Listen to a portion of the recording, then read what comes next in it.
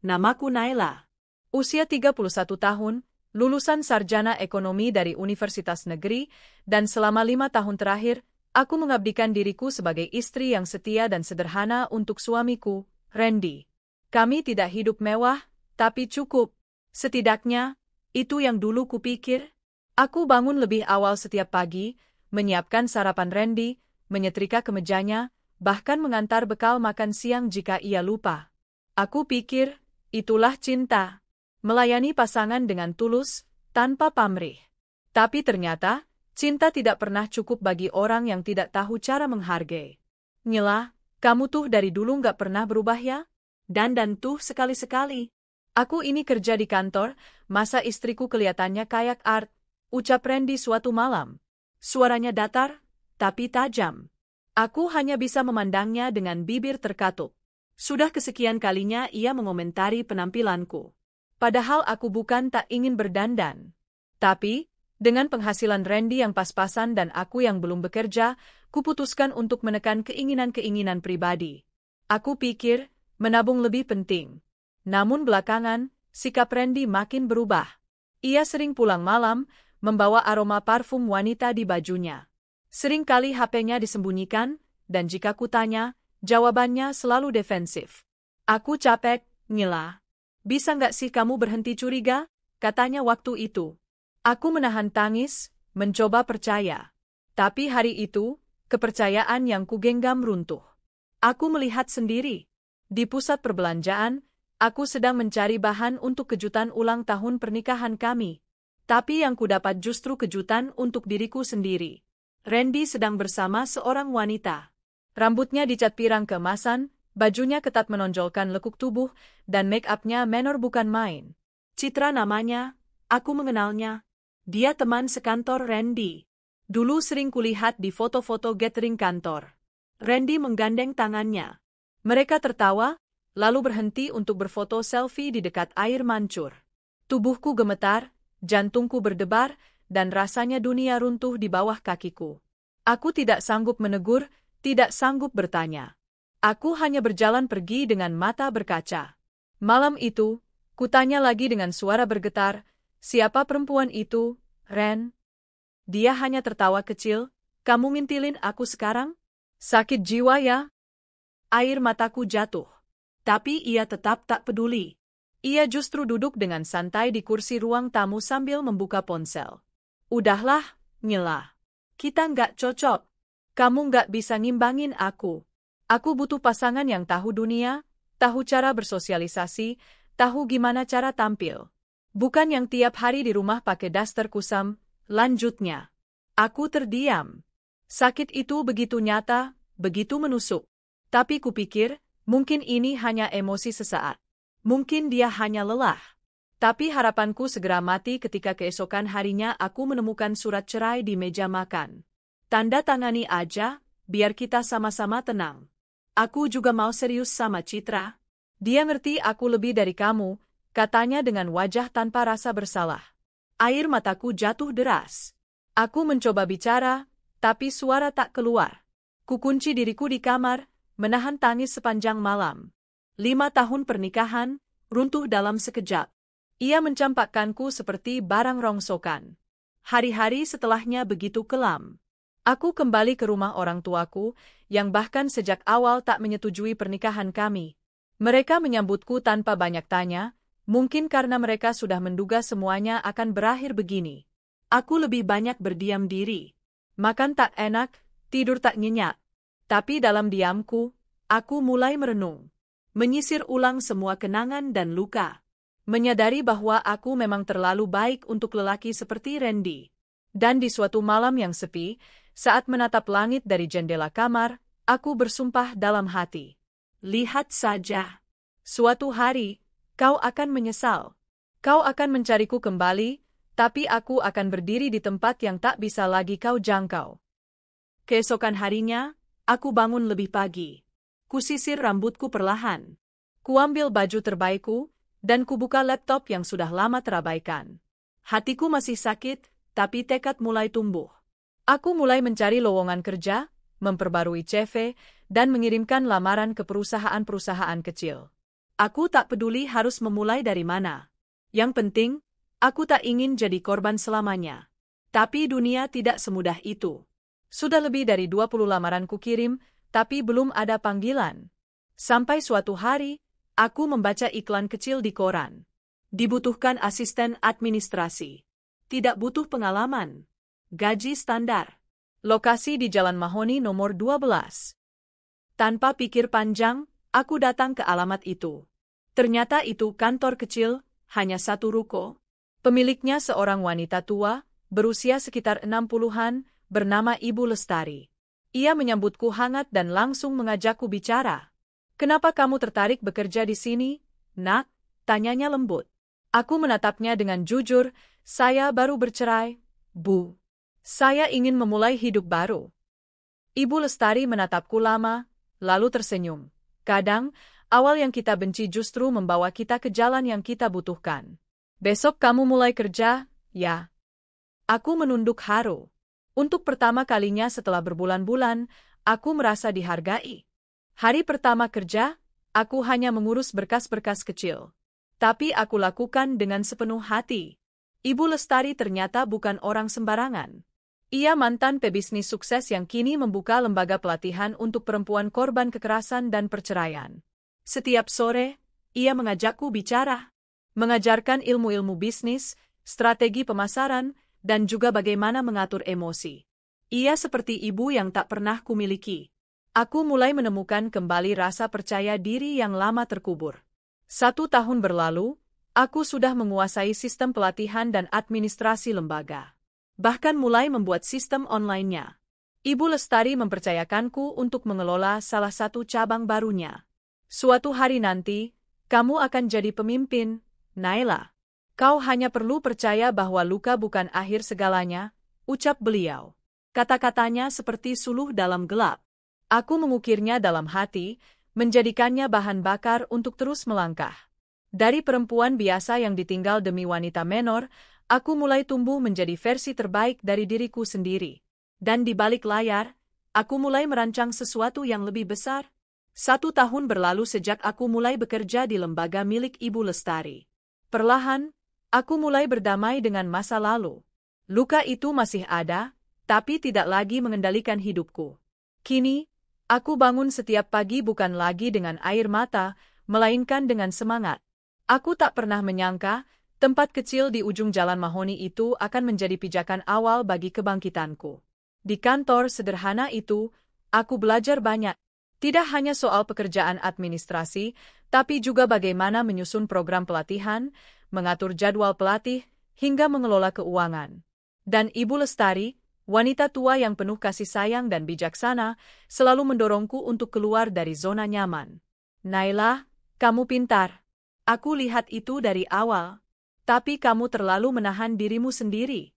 Padahal potensi kamu bisa jauh lebih besar dari ini," katanya suatu sore. Aku hanya tersenyum kecil. Aku belum cukup berani membayangkan diri ini menjadi seseorang yang besar. Tapi jauh di dalam hati, ada benih keyakinan yang mulai tumbuh. Suatu hari, Ibu Lestari memberiku tawaran mengejutkan. Aku diundang jadi pembicara di Forum Bisnis Perempuan Asia Tenggara. Tapi fisikku sudah tak sekuat dulu. "Aku ingin kamu yang mewakili." Mataku membelalak. "Saya, Bu?" "Iya, kamu. Aku percaya kamu bisa," jawabnya mantap. Forum itu diadakan secara daring. Aku diberi waktu 20 menit untuk mempresentasikan bagaimana kami memberdayakan perempuan korban kekerasan dan perceraian melalui pelatihan dan pekerjaan nyata. Kupersiapkan materi itu siang dan malam. Aku bahkan mengambil kursus kilat komunikasi publik secara daring. Hari presentasi tiba. Tanganku dingin, jantungku berdebar kencang. Tapi begitu aku mulai berbicara, semua keraguan itu hilang. Aku menceritakan perjalananku sendiri, dari seorang istri yang diceraikan demi pelakor menor, hingga kini mampu berdiri kembali, bekerja, dan membantu sesama. Tak kusangka, presentasiku mendapat respons positif. Beberapa peserta dari luar negeri menghubungiku lewat email, menyatakan ketertarikan untuk bekerja sama atau mendukung program kami. Salah satunya adalah seorang wanita muda asal Singapura bernama Adeline, CEO startup teknologi untuk UMKM. Dia begitu terkesan dengan konsep pelatihan yang kami jalankan. Naila, ide-ide kamu luar biasa. Tapi kamu butuh sistem. Aku ingin kamu belajar tentang manajemen modern dan digitalisasi.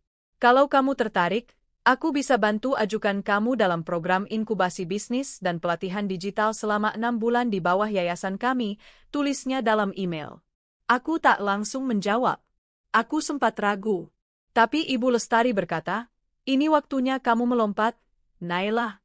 Kalau kamu hanya berjalan, kamu takkan pernah sampai ke tempat yang tinggi. Akhirnya, aku menerima tawaran itu. Pelatihan itu dilakukan daring selama 6 bulan. Materinya padat, strategi branding, manajemen operasional, pemasaran digital, hingga transformasi bisnis berbasis teknologi. Hari-hariku penuh dengan jadwal padat. Pagi bekerja di kantor, sore belajar online, malam membuat proyek-proyek kecil sebagai latihan. Aku hampir tak punya waktu untuk mengeluh. Tapi entah mengapa, aku justru merasa hidupku lebih bermakna dari sebelumnya. Dan pelan-pelan, aku mulai mengembangkan ideku sendiri. Menggabungkan pelatihan perempuan korban kekerasan dengan platform digital untuk menjual produk dan jasa mereka. Sebuah ekosistem kecil, tapi punya potensi besar. Adeline sangat mendukung ideku.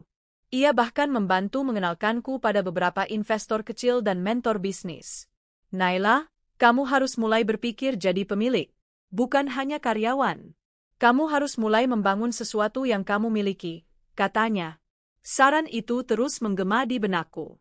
Aku mulai mengumpulkan tabungan, menyusun proposal bisnis, dan menyusun tim kecil, berisi 2 sahabat dari kantor dan beberapa alumni pelatihan yang kugandeng.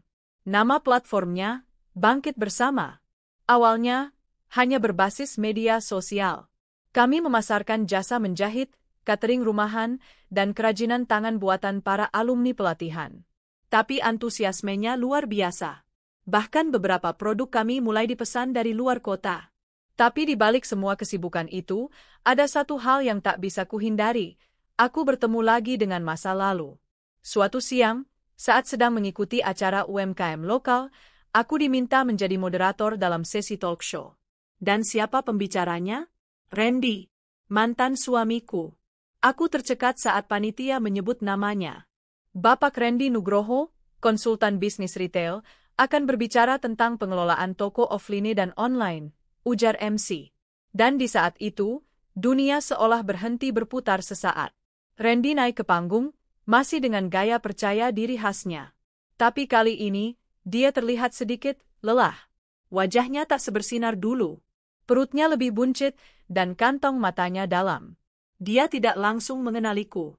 Aku yang kini tampil berbeda, rambutku tergerai rapi, make-upku ringan tapi elegan, dan aku mengenakan blazer simpel warna marun dengan celana panjang hitam. Saat mata kami bertemu, aku lihat ekspresinya berubah. Dia diam sejenak, lalu buru-buru kembali fokus. Setelah sesi selesai, ia menghampiriku. Naila, tanyanya pelan. Aku tersenyum kecil, iya. Hai, Randy. Dia terpaku. Kamu kelihatan beda banget. Aku hanya menanggapi ringan, waktu dan luka mengubah banyak hal. Kami mengobrol sebentar, sangat formal. Ia bercerita bahwa bisnis retail yang ia kelola sedang menurun. Ia sempat rugi besar saat pandemi dan belum bisa bangkit sepenuhnya. Katanya, Citra juga sudah tak bersamanya. Kita pisah setahun lalu, ujarnya, mencoba terdengar biasa.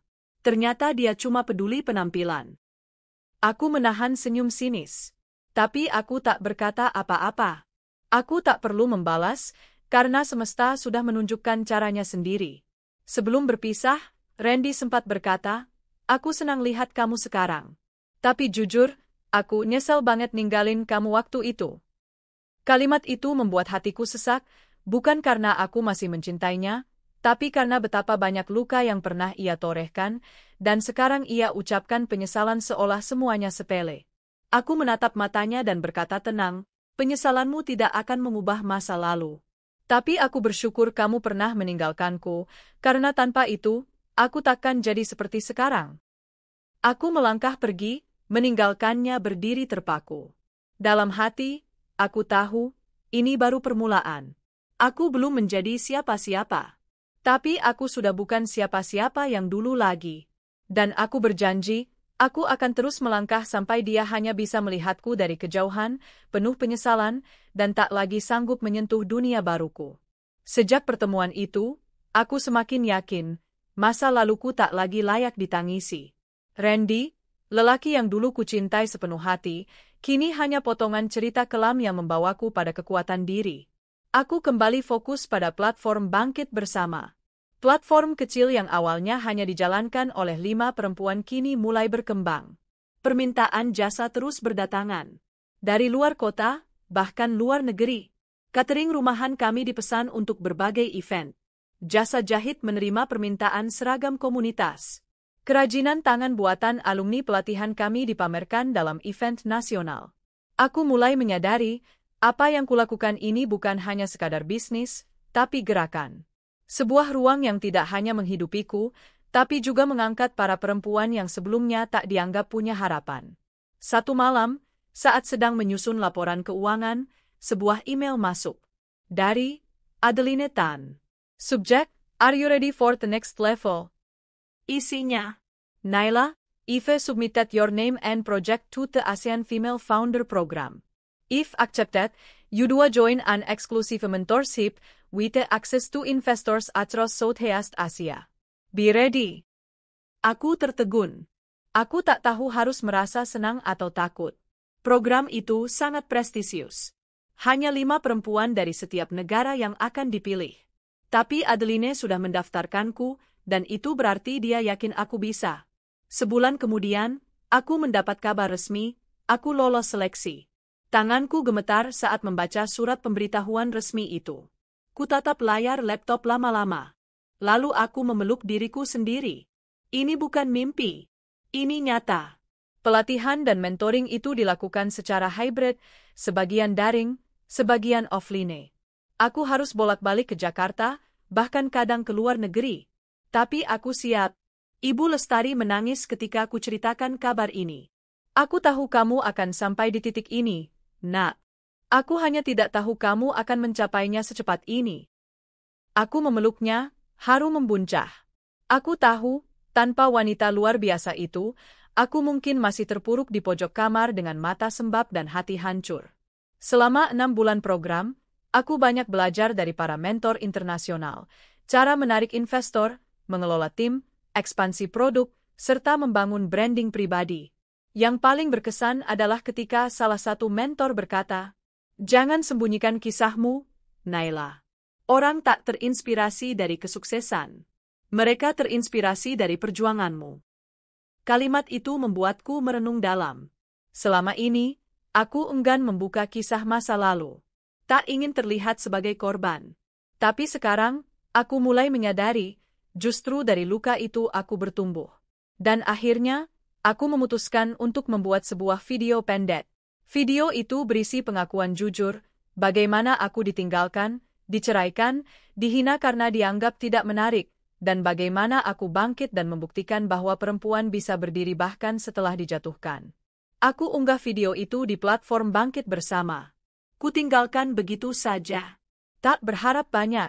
Tapi ternyata video itu meledak. Ribuan komentar masuk. Puluhan ribu share. Ratusan email berdatangan. Banyak perempuan dari berbagai kota menyampaikan bahwa kisahku memberi mereka harapan. Bahkan media lokal dan nasional mulai menghubungiku untuk wawancara. Tak lama setelah itu, salah satu investor besar dari Singapura menghubungiku langsung. Namanya Emer Lau. Ia berkata, "Naila, kamu punya sesuatu yang tidak semua founder punya, makna. Kami tertarik menjadi partner strategis untuk scale up Bangkit Bersama menjadi aplikasi penuh." Aku hampir tak percaya. Kami pun mengadakan beberapa pertemuan daring dan akhirnya bertemu langsung di Jakarta. Aku, bersama 2 co-founderku, Lesti dan Ayu, mempresentasikan rencana ekspansi. Setelah negosiasi cukup panjang, kami mendapat pendanaan tahap awal senilai $1 juta Singapura. Platform kami akan dikembangkan menjadi aplikasi dengan fitur lengkap, katalog jasa, manajemen pesanan, pelatihan online, serta forum komunitas. Mimpi itu semakin nyata. Aku resmi menjadi CEO dari perusahaan rintisan sosial yang kini berbadan hukum. Kami menyewa kantor kecil di Jakarta, mulai merekrut tim profesional, dan menggandeng pengembang aplikasi lokal. Hari-hariku berubah drastis. Pagi kuhabiskan untuk rapat tim, siang bertemu mitra, malam membuat strategi pertumbuhan. Kadang lelah tak terelakkan, tapi hatiku selalu penuh. Perubahan besar juga terjadi pada diriku secara fisik. Aku mulai rutin perawatan wajah, olahraga pilates seminggu 3 kali, dan berkonsultasi dengan fashion stylist untuk menemukan gaya personal yang tetap elegan dan profesional. Kini aku tampil lebih anggun. Bukan menor atau berlebihan, tapi berkelas dan berwibawa. Orang-orang yang dulu mengenalku pun sering terkesiap saat bertemu. Satu sore, aku menghadiri sebuah gala dinner yang diadakan oleh Asosiasi Wirausaha Nasional. Aku diundang sebagai pembicara tamu. Saat aku melangkah masuk, semua mata tertuju padaku. Aku mengenakan gaun navy sederhana tapi elegan, rambutku disanggul rendah, dan hanya memakai perhiasan minimalis. Tapi aura percaya diriku memancar lebih kuat dari segalanya. Dan di sana, berdiri di sudut ruangan, Randy. Dia terlihat jauh lebih lusuh dibanding pertemuan terakhir kami. Jasnya kebesaran, wajahnya terlihat lelah, dan saat ia melihatku, ekspresi wajahnya langsung berubah, terpana. Aku pura-pura tidak melihatnya. Tapi saat sesi makan malam, ia menghampiriku. Naila? Astaga! Aku hampir nggak ngenalin kamu, ucapnya sambil menatapku penuh rasa tak percaya. Aku tersenyum tipis. Sudah lama ya?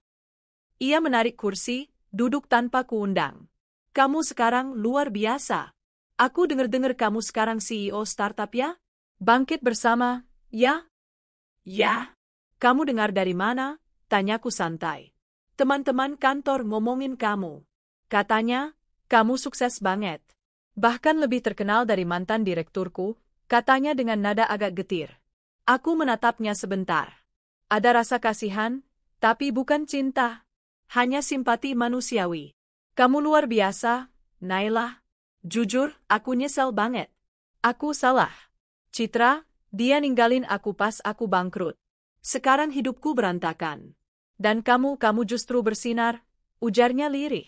Aku menatap matanya dalam-dalam dan berkata, kamu dulu tinggalkan aku karena kamu pikir aku tak berharga. Tapi hari ini, kamu baru sadar bahwa yang kamu buang adalah berlian yang belum diasah. Randy menunduk, tak mampu membalas sepatah kata pun.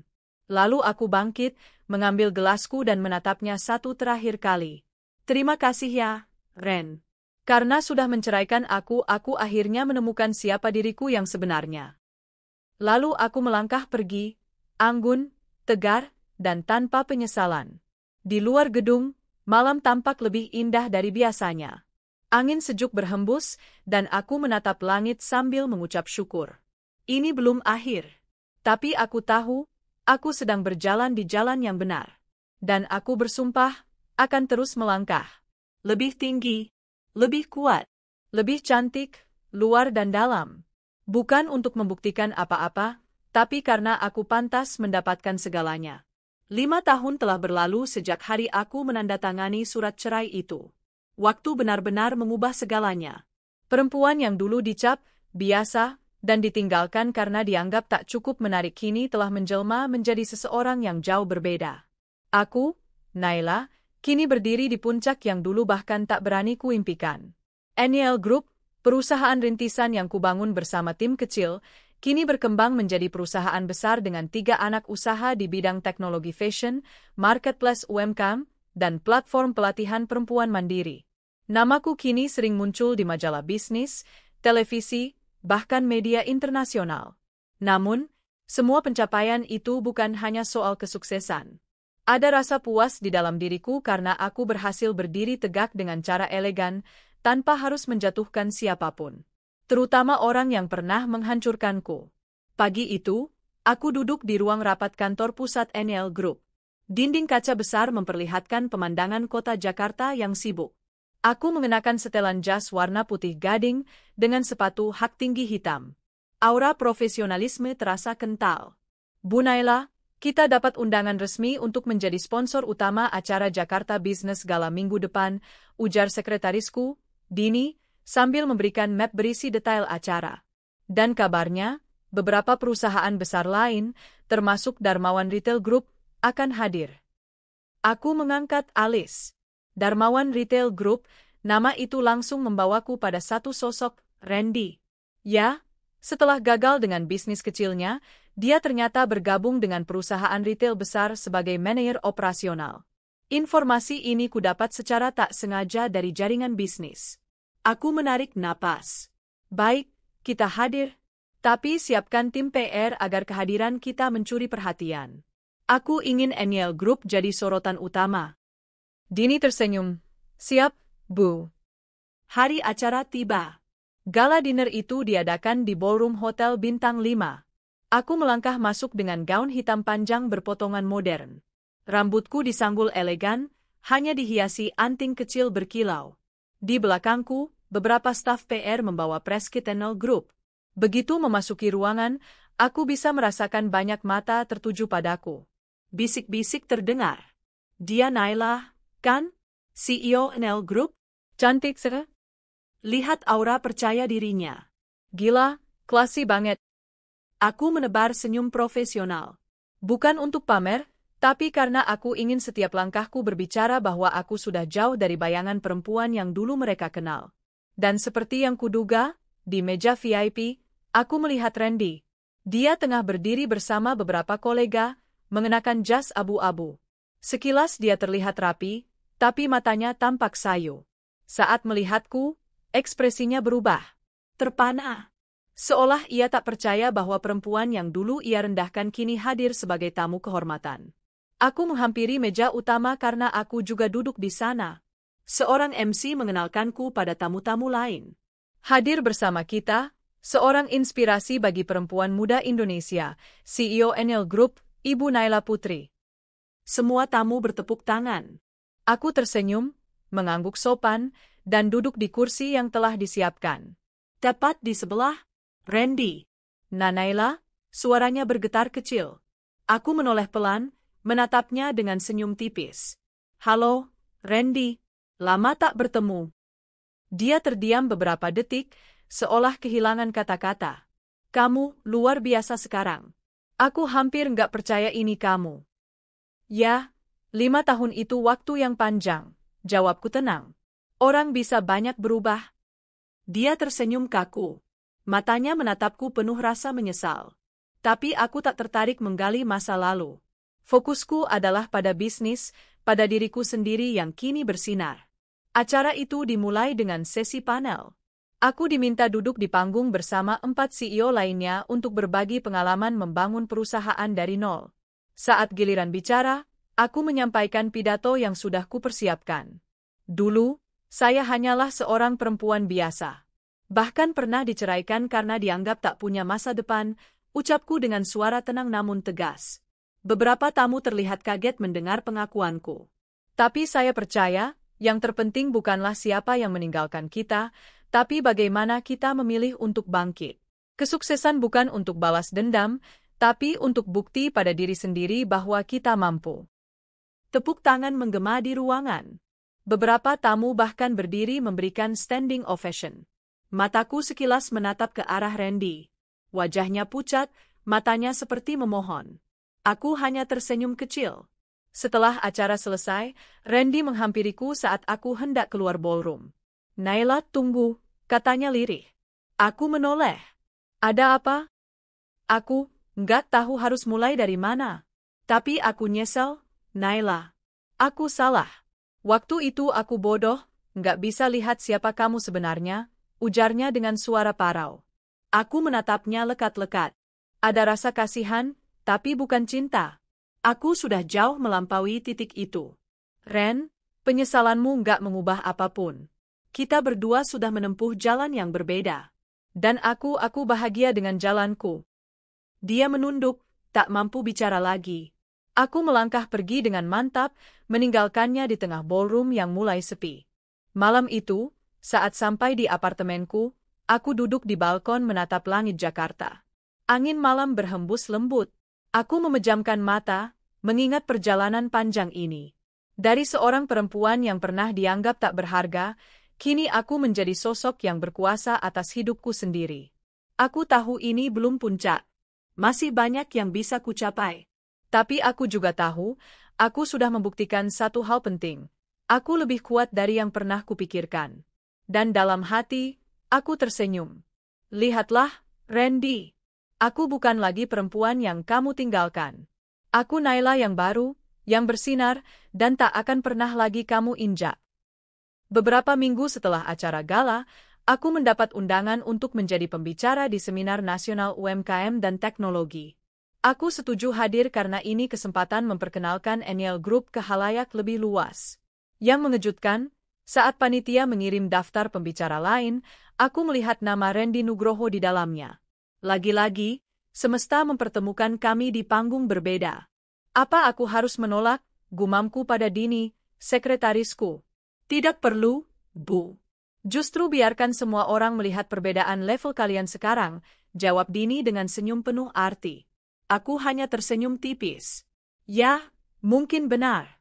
Aku tak perlu menghindar. Hari seminar, aku tampil dengan busana sederhana tapi tegas, blazer pastel dan celana panjang krem, sepatu hak rendah, rambut dibiarkan tergerai. Saat aku berjalan ke panggung, semua mata tertuju padaku. Sementara itu, Randy tampak gelisah.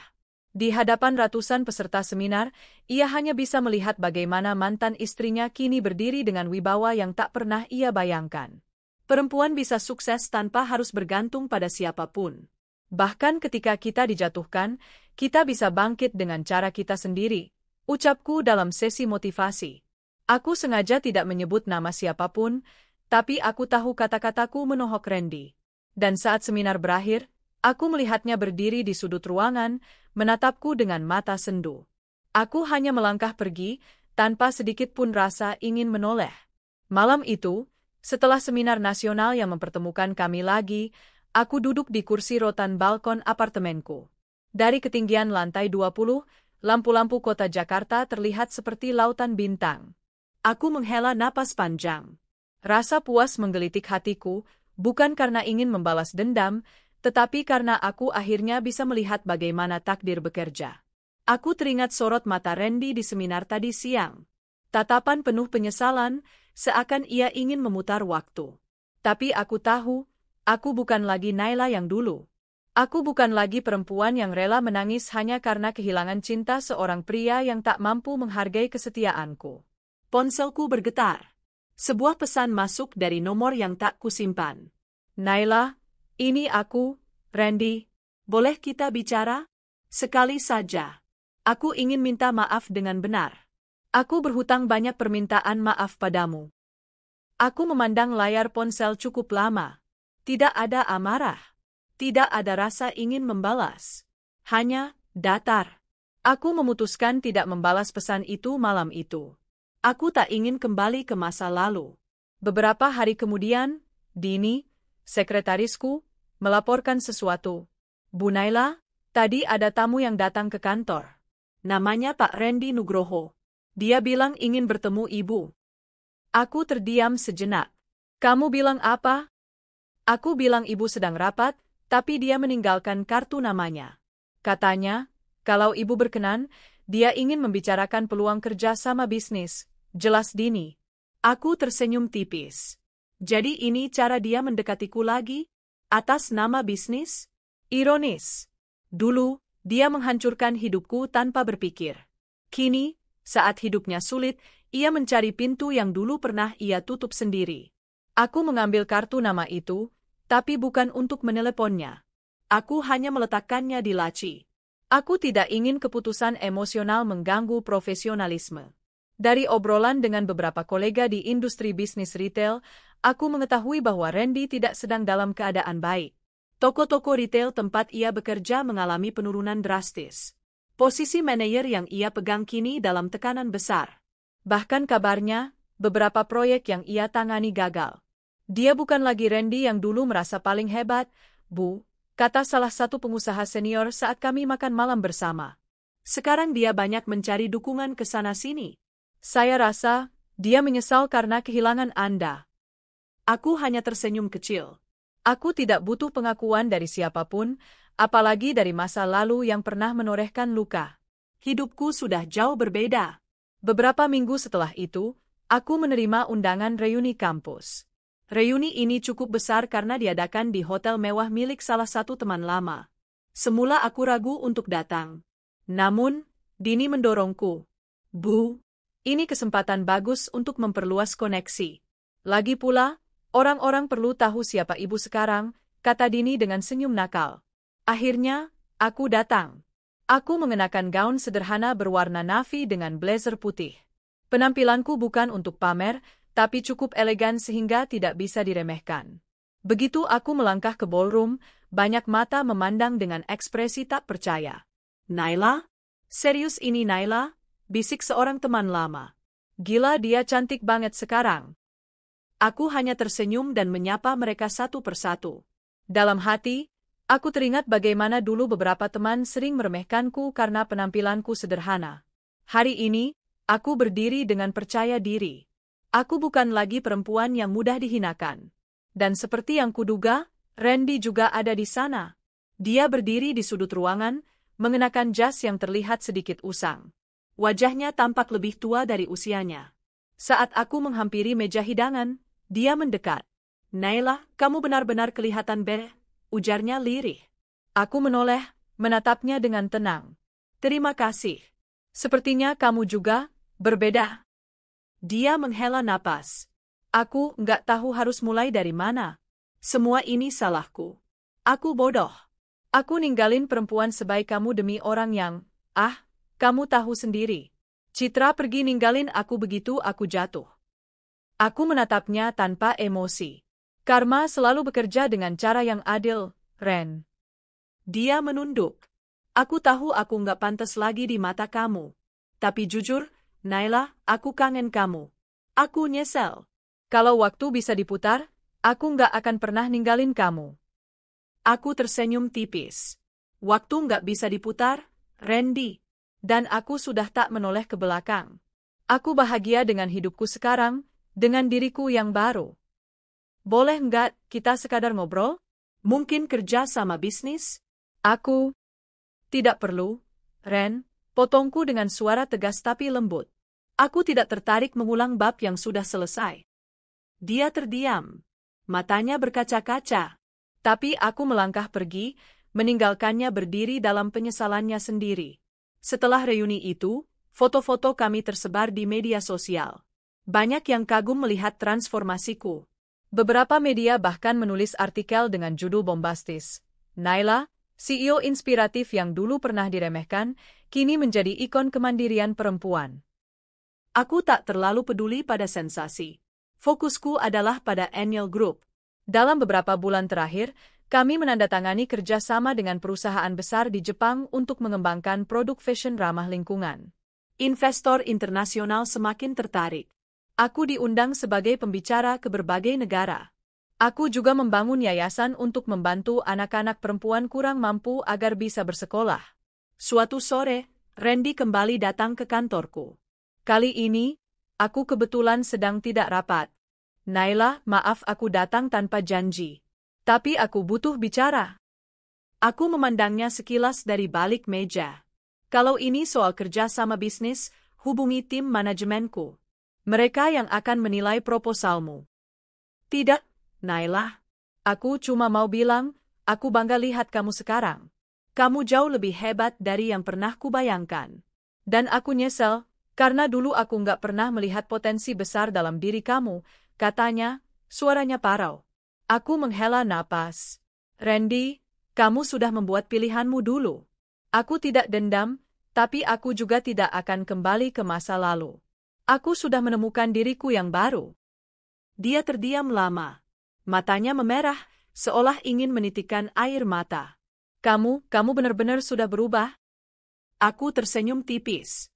Aku tidak berubah, Ren. Aku hanya menemukan kekuatan yang dulu kamu buta untuk melihatnya. Randy menunduk. Aku cuma mau bilang maaf, Naila. Dari lubuk hati terdalam. Aku mengangguk. Permintaan maafmu kuterima. Tapi itu tidak mengubah apapun. Hidupku tidak lagi berputar di orbitmu. Setelah Randy pergi, aku duduk lama di kursi kantor. Ada rasa lega, bukan karena dia meminta maaf, tapi karena aku benar-benar bisa melepaskan masa lalu tanpa rasa sakit lagi. Dini masuk sambil membawa dokumen. Bu, investor dari Tokyo sudah mengirim draft kontrak. Mereka ingin segera tanda tangan. Aku tersenyum. Baik, kita atur jadwal pertemuan minggu depan. Aku ingin semuanya berjalan lancar. Dalam hati aku berkata, ini hidupku sekarang. Aku membangunnya dengan tanganku sendiri, bukan dengan air mata. Dan jauh di sudut hati, aku merasa semakin yakin. Randy akan semakin menyesal, karena aku kini berada di puncak yang tak mungkin lagi bisa dia jangkau. Beberapa bulan berlalu setelah pertemuan terakhirku dengan Randy di kantor. Hidupku semakin sibuk. NYL Group kini resmi meluncurkan aplikasi digital kami yang diberi nama Bangkit App, sebuah platform lengkap untuk mendukung perempuan mandiri. Launching besar-besaran kami mendapat sorotan media nasional. Nama, Naila Putri, kembali menjadi trending topik. Di tengah kesuksesan itu, kabar tentang Randy datang melalui seorang kolega bisnis. Bu Naila, saya dengar kabar Randy Nugroho dia sudah tidak bekerja di Darmawan Retail Group. Katanya, ada masalah internal. Bahkan bisnis pribadinya di daerah Bangka juga kolaps, kata seorang pengusaha muda saat kami menghadiri acara networking. Aku mendengarkan dengan tenang. Tidak ada rasa gembira melihat kemalangan orang lain. Aku hanya menarik napas panjang. Karma memang bekerja, tapi bukan untuk kita rayakan. Namun, aku tak bisa menghindari rasa puas yang dalam. Ini bukan karena ingin membalas dendam, tetapi karena semesta menunjukkan kebenarannya. Orang yang meninggalkanmu saat terpuruk tak akan pernah menjadi bagian dari kesuksesanmu. Suatu sore, saat aku pulang dari kantor, aku menerima pesan tak terduga di Instagram. Dari akun Randy. Naila, aku tahu aku nggak pantas. Tapi hidupku benar-benar kacau sekarang. Semua orang yang dulu aku pikir akan mendukungku, meninggalkanku. Aku cuma mau bilang, kamu benar-benar perempuan hebat. Kamu pantas dapatkan semua ini. Aku cuma berharap aku bisa jadi bagian dari hidupmu lagi. Aku hanya menatap pesan itu tanpa niat membalas. Untuk apa? Pintu itu sudah tertutup rapat. Aku teringat hari-hari ketika aku menangis karena pengkhianatannya. Hari-hari saat aku ditinggalkan demi seorang pelakor norak dan menor. Dan kini, ia ingin kembali? Tidak. Aku tidak akan pernah kembali menjadi perempuan yang rela diinjak. Beberapa minggu kemudian, aku menerima undangan istimewa. Aku terpilih menjadi perempuan inspiratif tahun ini di ajang Indonesian Business Awards. Acara ini disiarkan langsung di televisi nasional dengan tamu-tamu penting dari dunia bisnis dan pemerintahan. Hari itu, aku mengenakan gaun berwarna emerald green dengan potongan modern. Rambutku digelung rapi, make-upku natural tapi memancarkan aura percaya diri. Saat aku naik ke panggung untuk menerima penghargaan, sorakan meriah terdengar. Penghargaan ini untuk semua perempuan yang pernah diremehkan, dihina, atau ditinggalkan karena dianggap tidak berharga. Percayalah, kita semua punya kekuatan untuk bangkit dan membuktikan siapa diri kita sebenarnya. Ucapku dalam pidato penerimaan penghargaan. Sorot lampu kamera menangkap setiap ekspresi wajahku. Aku bisa merasakan rasa bangga dari para perempuan di ruangan itu. Ini adalah momen di mana aku berdiri di puncak yang dulu hanya ada di mimpi. Tanpa kusangka, malam itu Randy juga hadir. Rupanya dia menjadi tamu undangan karena pernah terlibat dalam proyek retail nasional. Aku melihatnya berdiri di antara para tamu, menatapku dengan mata kosong, mungkin campuran penyesalan dan kekaguman. Setelah acara selesai, dia menghampiriku. Naila, aku nggak tahu harus bilang apa. Kamu benar-benar bukan Naila yang dulu. Kamu jauh di atas sana, dan aku bahkan nggak bisa mendekat, katanya dengan suara berat. Aku menatapnya sebentar. Kamu benar, Randy. Kita bukan lagi orang yang sama. Dulu kamu memilih meninggalkan aku demi sesuatu yang lebih. Menarik. Sekarang, aku harap kamu belajar bahwa nilai seseorang tidak diukur dari penampilan luar semata. Dia menunduk, tak bisa menatapku lagi. Aku nyesel, Nay. Setiap malam. Aku lihat kamu sekarang, dan aku sadar aku kehilangan sesuatu yang gak akan pernah bisa aku dapatkan lagi. Aku tersenyum dingin. Itu bukan lagi urusanku, Randy. Aku sudah memaafkanmu. Tapi jangan pernah berharap aku akan kembali. Aku sudah menemukan siapa diriku tanpa kamu. Aku berbalik dan melangkah pergi, meninggalkannya berdiri di tengah ruangan, sendirian dengan rasa sesalnya. Kabar tentang Randy semakin memprihatinkan. Bisnis yang ia coba bangun setelah keluar dari Darmawan Retail gagal total. Citra, si pelakor menor yang dulu ia bela mati-matian, kabarnya kini menikah dengan seorang pengusaha kaya raya. Randy benar-benar ditinggalkan tanpa apa-apa. Suatu malam, aku mendapat kabar bahwa Randy mengirimkan pesan panjang ke emailku. Naila, aku nggak tahu harus minta maaf berapa kali. Aku lihat kamu di TV, di majalah, di internet, dan aku sadar aku salah besar. Aku ingin bilang, kamu adalah wanita paling berharga yang pernah aku kenal. Aku hanya berharap kamu bahagia, walau tanpaku. Aku membaca email itu sambil menghela napas. Aku tak marah. Aku hanya merasa, semesta sudah memberikan pelajaran berharga pada Randy. Dan pelajaran itu tidak memerlukan balasan dariku. Beberapa bulan kemudian, NEL Group menandatangani kerjasama besar dengan pemerintah untuk mengembangkan program UMKM digital nasional. Kontrak bernilai ratusan miliar itu membuat namaku semakin melambung. Aku diundang ke Istana Negara untuk menerima apresiasi dari Presiden. Media ramai memberitakan kisah inspirasiku. Banyak headline menulis, dari perempuan terluka menjadi CEO sukses, kisah Naila Putri.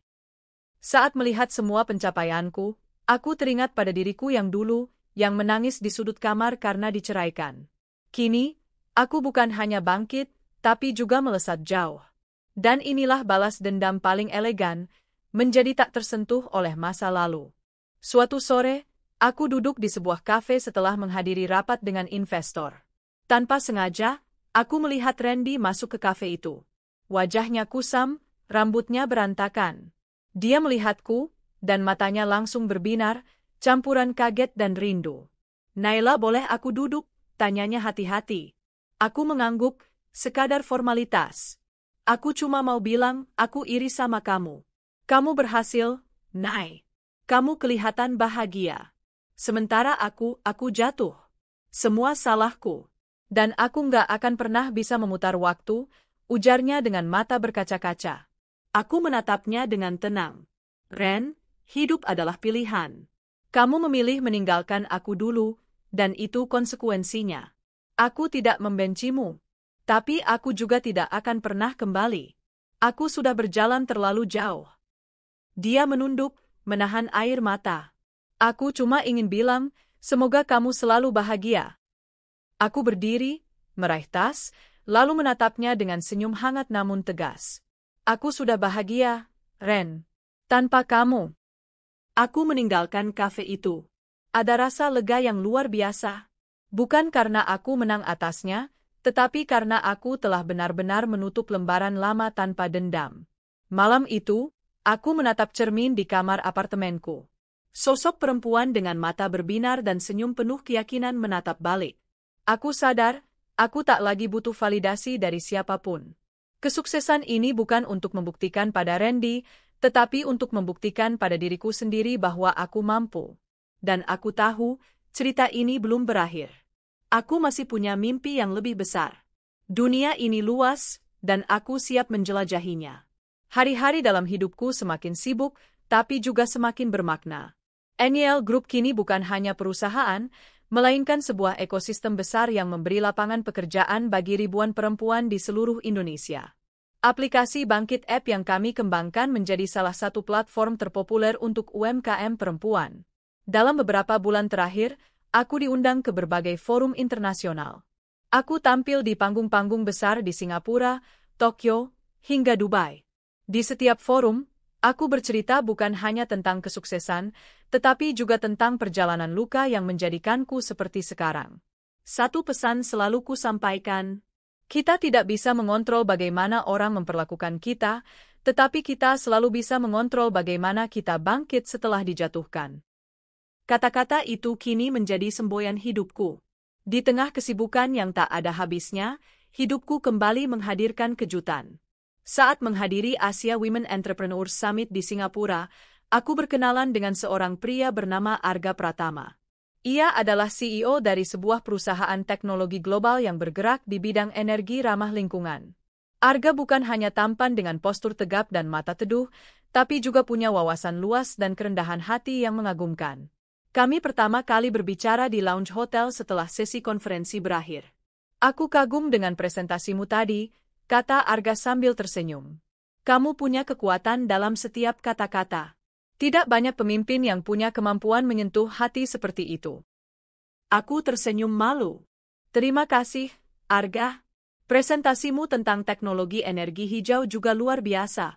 Kamu menginspirasi banyak orang. Percakapan singkat itu berlanjut menjadi makan malam bersama. Kami berbagi cerita tentang perjalanan hidup masing-masing. Yang mengejutkanku, Arga juga pernah melalui masa sulit. Ia kehilangan ayahnya sejak muda dan harus membangun bisnisnya dari nol. Kegagalan adalah guru terbaik, ucapnya malam itu. Kamu dan aku, kita sama-sama paham bahwa luka adalah alasan kita untuk bertumbuh. Aku tertegun. Untuk pertama kalinya dalam waktu lama, aku merasa ada seseorang yang benar-benar memahami rasa sakit dan kebangkitan yang kulalui. Sementara hubungan pertemananku dengan Arga semakin dekat, kabar tentang Randy datang kembali. Rupanya, ia sering melihat berita dan wawancara tentangku di TV dan media sosial. Suatu hari, saat aku menghadiri konferensi bisnis di Jakarta, aku melihat Randy berdiri di luar venue, seakan menungguku. Naila, panggilnya lirih saat aku keluar dengan rombongan timku. Aku dengar, kamu sekarang dekat dengan CEO perusahaan internasional itu. Arga, ya? Aku memandangnya dengan tatapan datar. Kenapa, Ren? Kamu ingin memberi komentar soal hidupku lagi? Dia menghela napas berat. Naila, Aku semakin sadar aku sudah kehilangan segalanya. Aku bukan cuma kehilangan kamu, tapi juga rasa hormat pada diriku sendiri. Melihat kamu sekarang, aku benar-benar menyesal. Aku menatapnya lekat-lekat. Penyesalanmu tidak lagi berarti apa-apa bagiku. Aku sudah memaafkanmu sejak lama. Tapi maaf, aku tidak punya waktu untuk masa lalu. Dia terdiam. Dan kali ini, aku benar-benar berjalan pergi tanpa menoleh. Aku tahu, ini adalah pertemuan terakhir kami sebagai bayangan masa lalu. Cinta yang tumbuh. Beberapa bulan kemudian, hubunganku dengan Arga berkembang lebih jauh. Ia bukan hanya pria sukses, tapi juga seseorang yang melihatku sebagai pasangan sejajar, bukan sekadar bayangan di belakangnya. Jika suatu saat kamu lelah menjadi perempuan tangguh, kamu boleh bersandar di bahuku, kata Arga suatu malam saat kami berjalan di tepi pantai Singapura setelah konferensi internasional. Aku menatapnya, mataku berkaca-kaca. Bukan karena sedih, tapi karena terharu. Sudah lama aku tidak merasakan rasa aman seperti ini. Aku tidak butuh pahlawan, Arga. Aku hanya butuh seseorang yang bisa berjalan bersamaku, saling menguatkan, jawabku lirih. Dia menggenggam tanganku. Dan aku ingin menjadi orang itu. Puncak kesuksesan. Tahun berikutnya, NEL Group dinobatkan sebagai perusahaan sosial terbaik Asia Tenggara dalam ajang penghargaan bergengsi di Tokyo. Aku berdiri di atas panggung megah dengan mengenakan gaun putih berkilau, menerima piala emas dengan tangan yang dulu pernah gemetar karena rasa sakit. Saat aku menyampaikan pidato, aku teringat pada perjalanan panjangku, perceraian, hinaan, rasa terpuruk, hingga akhirnya aku berdiri di sini. Dulu, aku berpikir perceraian adalah akhir dari hidupku. Tapi ternyata, itu hanyalah awal dari babak baru. Hari ini, aku ingin mengatakan pada setiap perempuan, jangan pernah mengukur nilai dirimu dari cinta yang salah.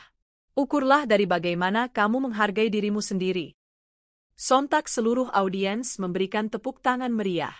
Aku melihat Arga di antara penonton, tersenyum bangga. Beberapa bulan setelah puncak penghargaan itu, aku menerima kabar bahwa Randy memutuskan pindah ke luar kota untuk memulai hidup baru. Ia mengirim pesan terakhir. Naila, aku sadar hidupku hancur bukan karena kamu, tapi karena aku sendiri. Terima kasih sudah membiarkan aku melihat bagaimana seorang perempuan bisa berdiri tanpa dendam. Aku doakan kamu selalu bahagia. Aku membaca pesan itu dengan senyum tipis. Semoga kamu juga menemukan damai, Ren. Aku tidak membalas. Tidak ada yang perlu dibicarakan lagi. Semua sudah selesai. Cinta yang baru. Hubunganku dengan Arga semakin kokoh. Ia selalu mendukung setiap langkahku tanpa mencoba meredupkan sinarku. Di suatu malam yang indah di Paris, setelah kami menghadiri forum bisnis internasional, Arga melamarku dengan cara yang sederhana namun penuh ketulusan. Naila, kamu bukan hanya inspirasiku, tapi juga rumahku. Will you marry me? Katanya sambil menatapku penuh harap. Mataku berkaca-kaca. Aku mengangguk dengan senyum bahagia. Ya, Arga, aku mau. Malam itu, di bawah lampu-lampu kota Paris, aku merasakan kedamaian yang tak pernah kurasakan sebelumnya. Ini bukan cinta yang membuatku kehilangan diriku sendiri. Ini cinta yang membuatku semakin kuat. Beberapa bulan kemudian, kami mengadakan pernikahan sederhana namun elegan di Bali, di tepi pantai yang dipenuhi bunga putih. Aku mengenakan gaun putih modern, berjalan di altar dengan rasa percaya diri penuh. Di antara tamu undangan, beberapa teman lama menatapku dengan kagum. Mereka tahu perjalanan hidupku yang penuh luka, dan kini melihatku berbahagia dengan cinta yang baru. Randy? Dia tak hadir. Tapi aku yakin, di suatu tempat, dia tahu bahwa perempuan yang dulu ia remehkan kini telah menemukan kebahagiaan sejati. Saat Arga menggenggam tanganku di altar, aku berbisik pada diriku sendiri. Aku sudah menang. Bukan karena membalas, tapi karena aku menemukan diriku sendiri. Dan di sanalah ceritaku berakhir, bukan dengan air mata, tapi dengan senyum dan masa depan yang penuh harapan.